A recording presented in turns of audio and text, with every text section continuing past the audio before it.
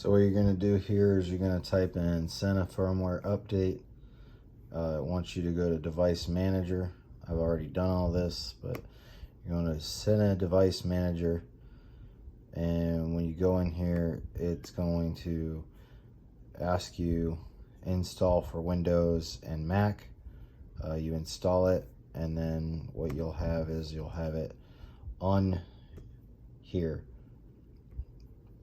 So when you pull it up on here, it'll say welcome. You'll hit next, then you'll hit next again, and then it recognizes it.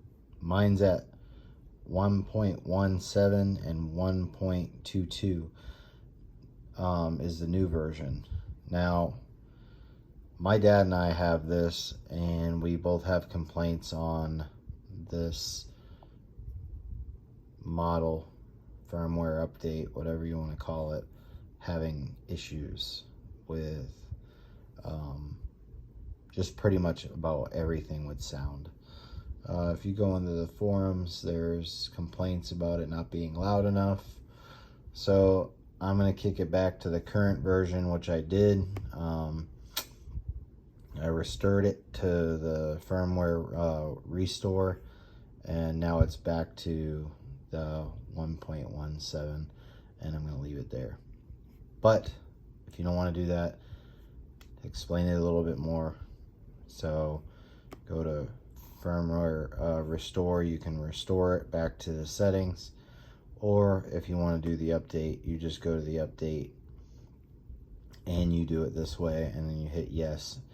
It'll download the update, and then you can go into the device settings. I have noticed that any of the device settings that you put on here, whatever you put on here, if you have the app on your phone, which I do, you go on there, nothing switches. I don't understand why Sena doesn't actually come up with something that works together. It's disappointing that people spend so much money on products like this and they don't know how to actually link these two devices, or they don't actually work like that. So you hit save, it saves on here, and then you go into your helmet, and it just doesn't work.